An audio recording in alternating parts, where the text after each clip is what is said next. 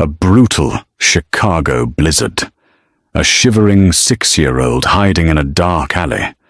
When Clara stripped off her only heavy winter coat to save the child, she had no idea she was protecting the heir to the city's deadliest crime syndicate.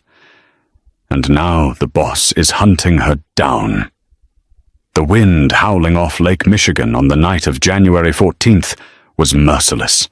Meteorologists on WGN News had been warning of the bomb cyclone for days, urging residents to stay indoors.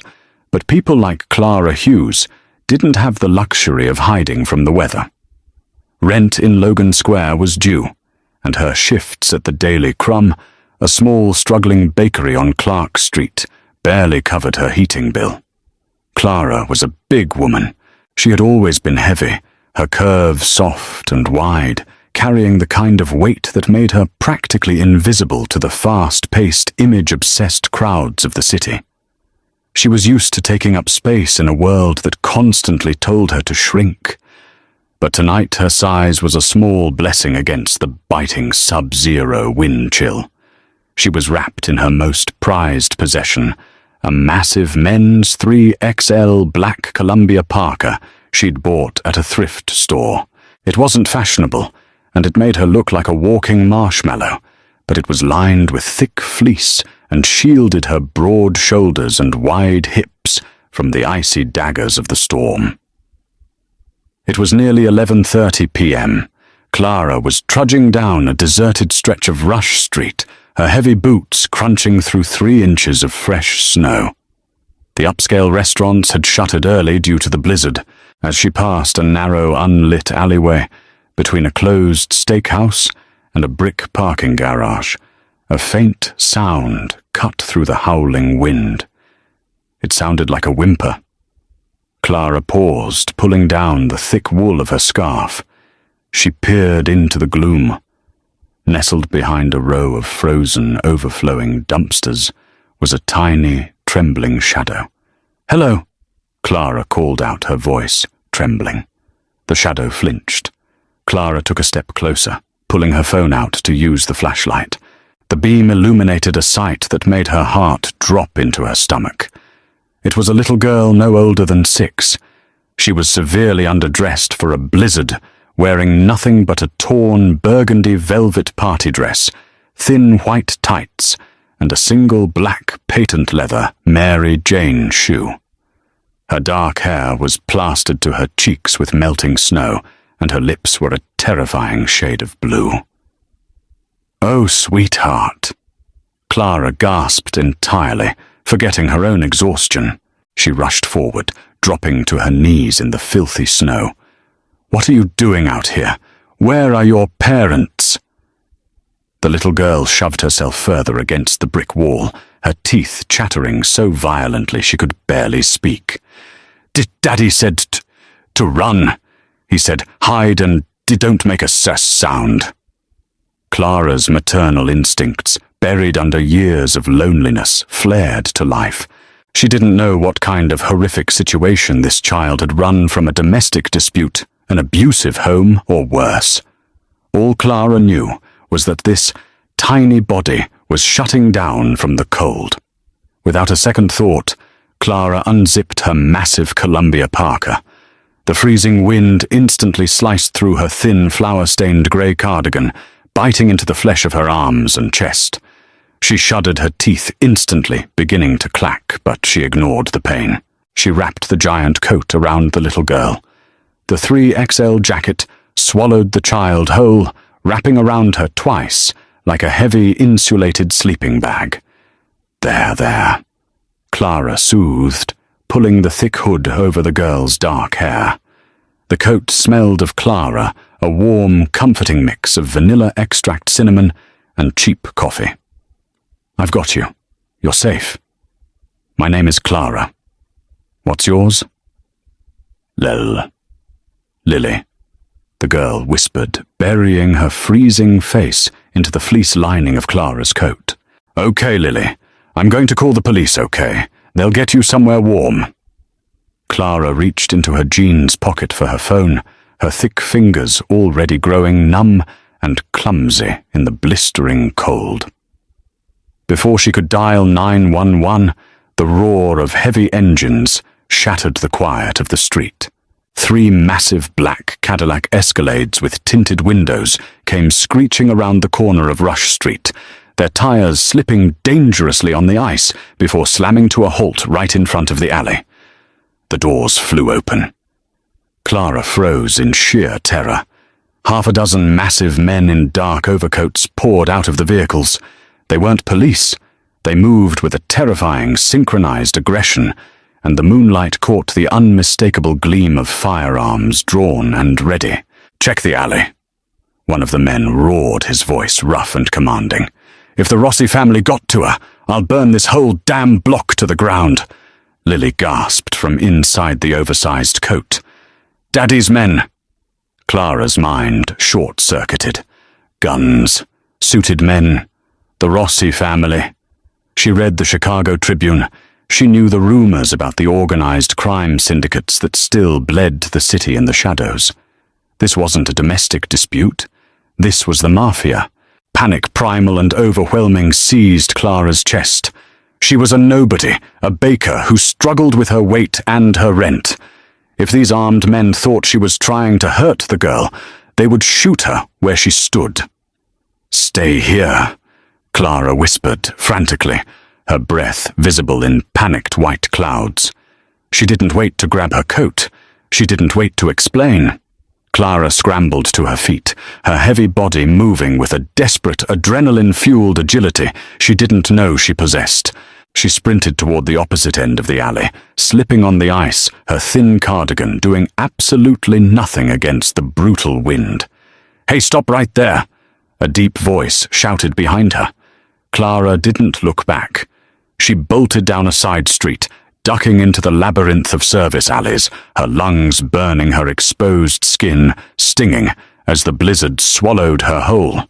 Arthur Costa didn't panic. Panic was for weak men. And the head of the Costa syndicate had built his empire on cold, calculated brutality. But when he saw the bullet-riddled wreckage of his daughter's escort vehicle an hour ago on Wacker Drive, something inside his chest had splintered. Now, standing in the freezing alley off Rush Street, surrounded by his heavily armed enforcers, Arthur's terrifying composure was hanging by a thread. Boss, his right-hand man, a scarred enforcer named Dominic, yelled from the shadows of the dumpsters. "We found her. She's alive." Arthur shoved past his men, his $4,000 tailored Italian suit ruined by the snow. He dropped to his knees, his heart finally restarting as he saw Lily. She was sitting in the snow, perfectly safe, completely swallowed up by a ridiculously massive, cheap black winter coat. "Lily, mio Angelo." Arthur breathed, pulling his daughter into his arms, coat and all. He checked her frantically for blood, for injuries, but she was just shivering. "I ran Daddy just like you said," Lily whimpered, clinging to his neck. "The bad men didn't find me." "I know, baby, I know. You did so good," Arthur whispered fiercely, pressing kisses to her cold forehead. He pulled back, his sharp, dark eyes narrowing as he took in the massive garment she was wrapped in. It was a men's 3XL.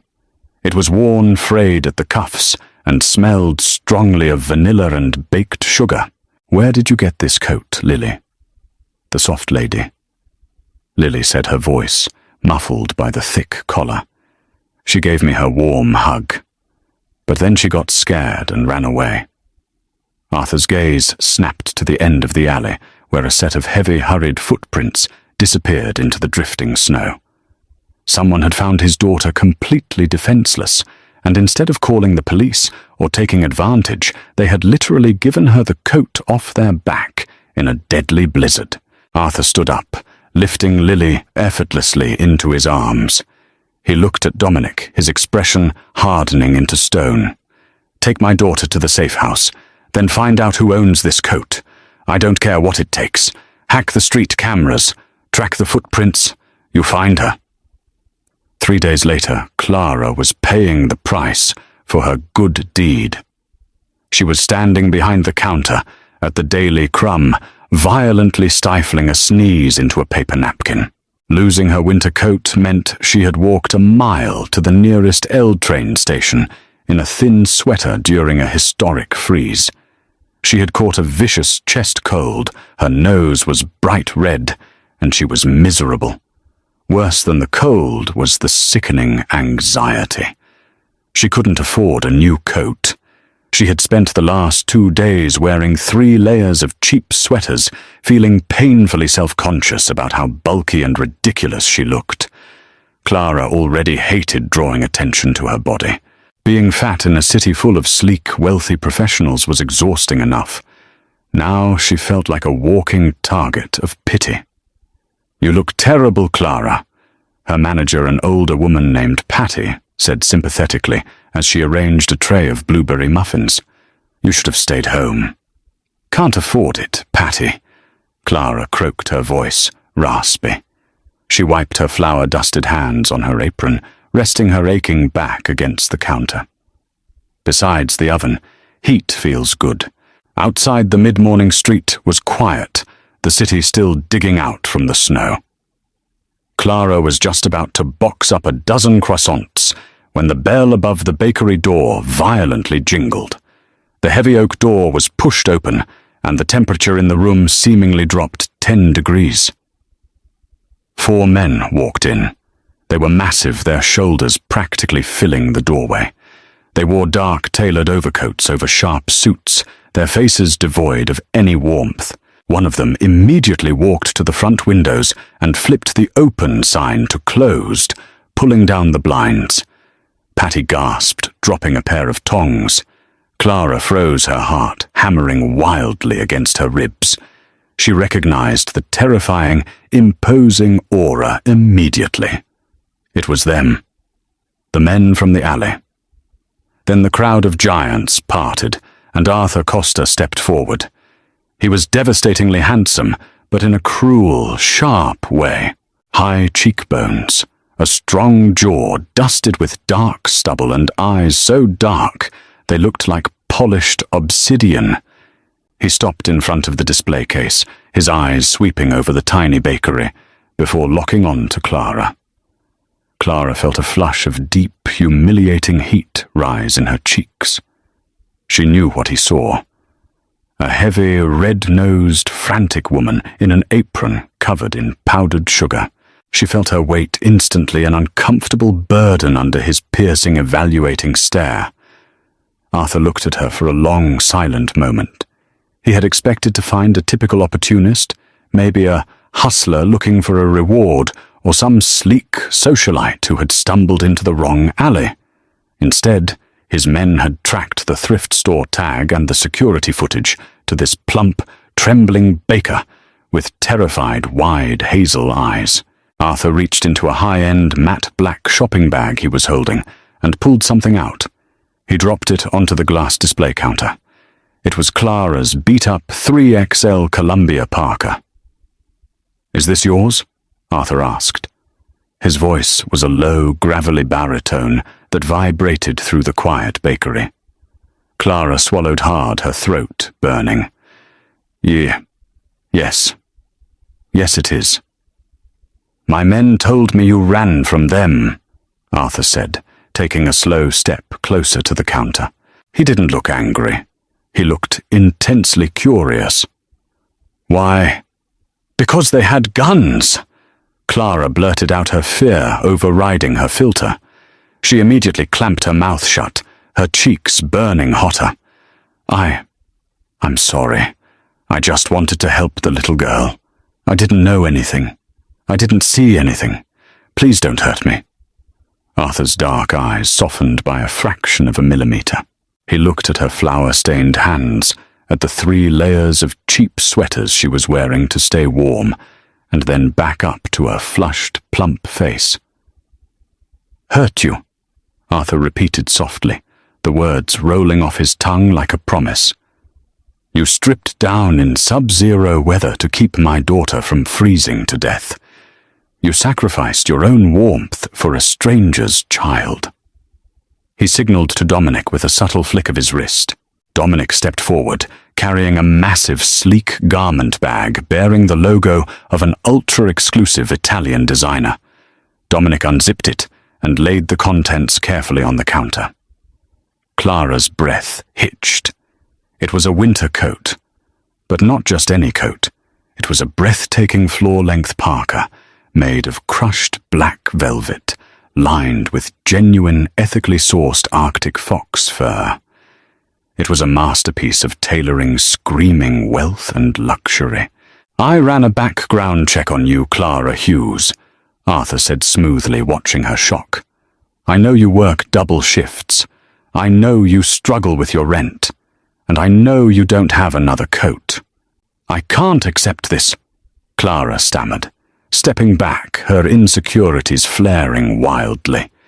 "It's too much. And it won't fit me. I'm a big girl. Designer clothes don't make my size." A ghost of a smirk played on Arthur's lips. It was a dangerous, thrilling expression. "I don't deal in off-the-rack, Clara." Arthur said, his voice dropping an octave, becoming startlingly intimate. "I had my tailor work overnight. It was made exclusively for your measurements. I suggest you put it on." Clara stood frozen. She looked at Patty, who was cowering near the espresso machine, too terrified to speak. With shaking hands, Clara reached out and touched the fur. It was unimaginably soft. "Why are you doing this?" Clara whispered, looking up into the eyes of Chicago's most feared Mafia Boss. Arthur leaned forward, his large, scarred hands resting on the glass counter. He was so close, Clara could smell his expensive cologne cedar smoke and danger. "Because in my world, Clara kindness is the rarest currency." Arthur murmured, his eyes dropping briefly to her lips before meeting her gaze again. "You saved what belongs to me, and the Costa family always protects its investments." He paused, his dark eyes darkening with a sudden possessive intensity. "And from this moment forward, Clara, you belong to me." "I belong to no one," Clara said, her voice trembling but surprisingly firm. The air in the Daily Crumb grew dangerously thick. Patty whimpered from behind the espresso machine, but Clara held Arthur Costa's gaze. She was terrified, yes. Her knees were shaking beneath her worn denim jeans, and her heart felt like a trapped bird in her chest. But Clara had spent 30 years being pushed around, ignored and talked down to because of her size and her bank account. She wasn't about to become a mafia boss's pet project. Arthur didn't blink. The dangerous smirk on his lips merely shifted into a look of profound, terrifying respect. "We'll see," Arthur murmured smoothly. He tapped the glass counter, once turned on his heel, and walked out the door. His massive enforcers followed silently, leaving the stunning, custom-made velvet coat resting over the pastry display. Clara thought that was the end of it. She thought she had called the bluff of Chicago's most dangerous man. She was dead wrong. That evening, Clara took the Blue Line train back to her cramped apartment in Logan Square. She carried the heavy garment bag with her, intending to figure out a way to return it. As she trudged up the 3 flights of stairs, the hallway smelled faintly of stale cigarettes and damp carpet. She unlocked her door, flipped on the light switch, and froze. Her tiny apartment had been utterly destroyed. The cushions of her thrifted sofa were slashed open, stuffing scattered across the floor like fresh snow. Her bookshelf was overturned, her kitchen cabinets ripped from their hinges. Before Clara could even scream, a rough hand clamped over her mouth from the shadows behind the door. A cold metallic barrel pressed against her temple. "You're the fat bitch who hid the Costa brat, aren't you?" A raspy voice hissed in her ear. "The Rossi family sends its regards." Tears streamed down Clara's full cheeks. She squeezed her eyes shut, bracing for the gunshot. Crash. The apartment door was kicked entirely off its frame. Clara was suddenly yanked backward as the man, holding her violently, jerked a choked gargle escaping his throat before he slumped to the floor. Clara fell to her knees, gasping for air. Dominic Arthur's scarred right-hand man stood in the doorway, a silenced pistol in his hand. Two other suited men swept into the apartment, checking the corners with terrifying efficiency. "Get up, Miss Hughes," Dominic said, his voice clipped and urgent. "The Rossi Syndicate tracked the police scanners. They know you intervened. You aren't safe here." Within 10 minutes, Clara was bundled into the back of an armored Mercedes SUV speeding down Lakeshore Drive. The city lights blurred through her tears. She was shivering not from the cold, but from the realization that her quiet, invisible life was over. The SUV pulled into the secure underground garage of the Palmolive building, one of the most exclusive and heavily guarded high-rises on the Gold Coast. Clara was escorted up a private elevator that opened directly into a sprawling multi-million-dollar penthouse. Floor-to-ceiling windows offered a breathtaking panoramic view of the frozen lake and the glittering Chicago skyline. Arthur was waiting in the living room, pouring a glass of amber liquid at a wet bar. He wore a crisp white dress shirt, the sleeves rolled up to reveal thick, corded forearms etched with dark ink. "I told you," Arthur said, quietly handing her the glass of bourbon. "The Costa family protects its investments. The Rossis put a bounty on your head. Until I dismantle their operation, you stay here."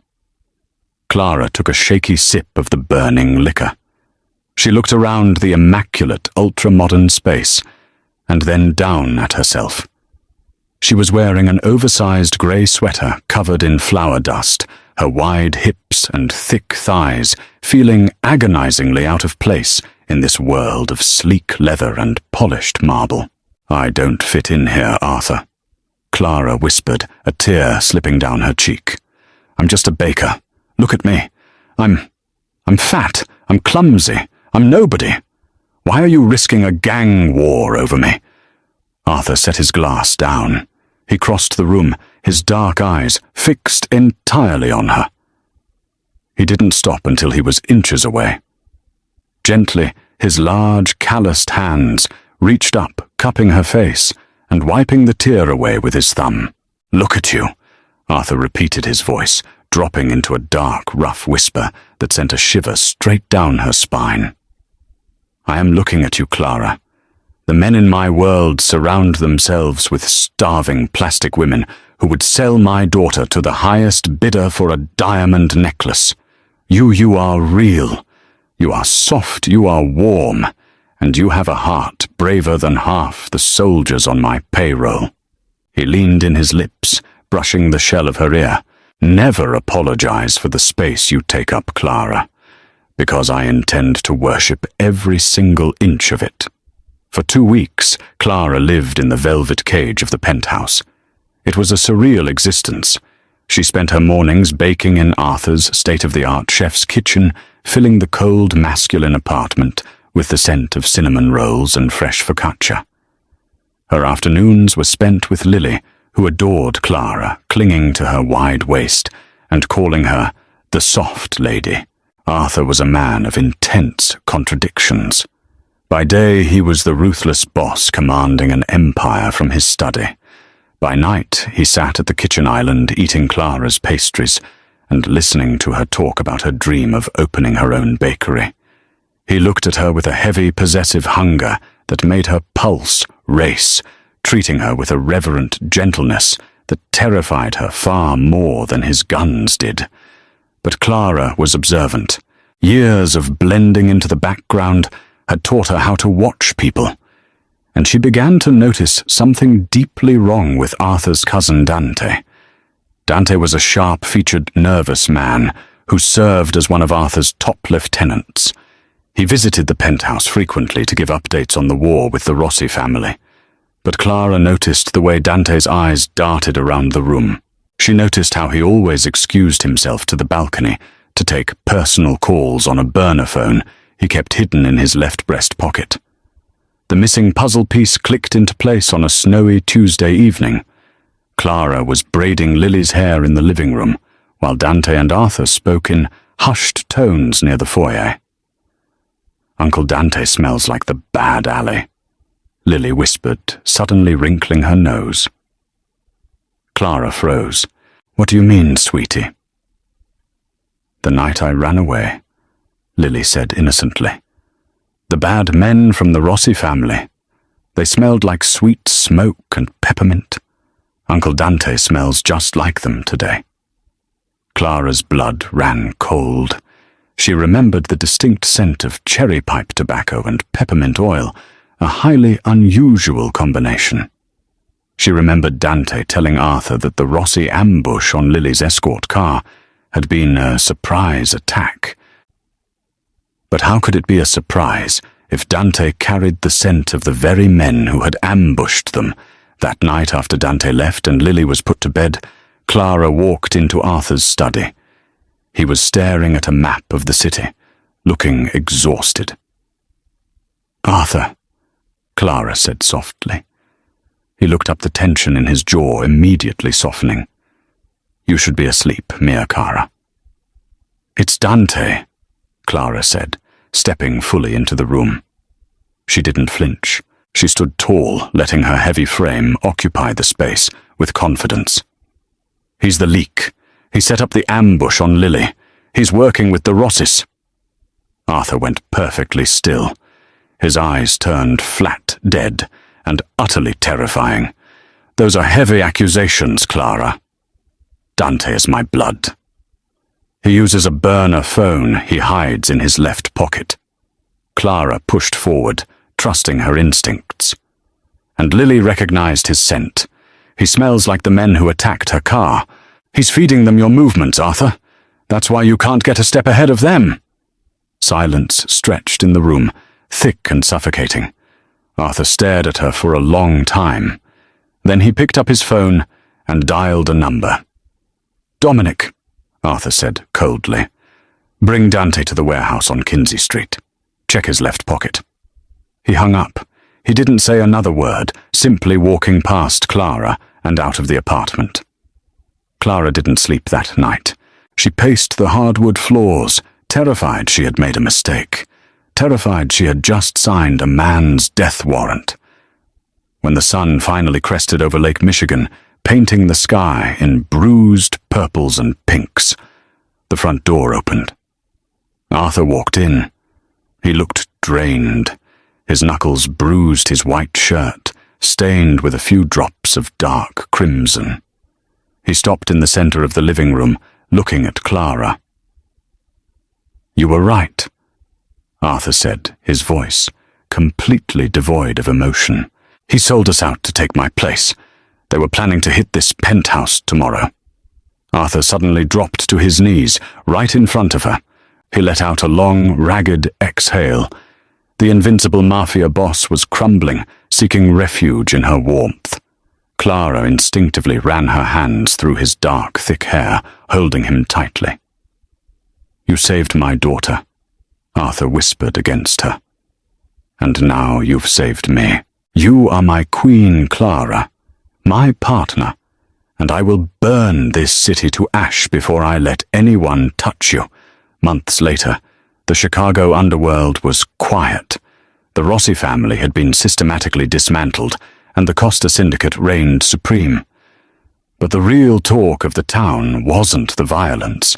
It was the grand opening of the Velvet Crumb, a luxurious, massive bakery in the heart of the Gold Coast. Standing behind the marble counter was Clara. She wasn't wearing a cheap, oversized sweater. She was wearing a stunning, custom-tailored crimson dress that hugged her gorgeous, full curves perfectly. She radiated power, warmth, and an untouchable confidence. The bell above the door jingled.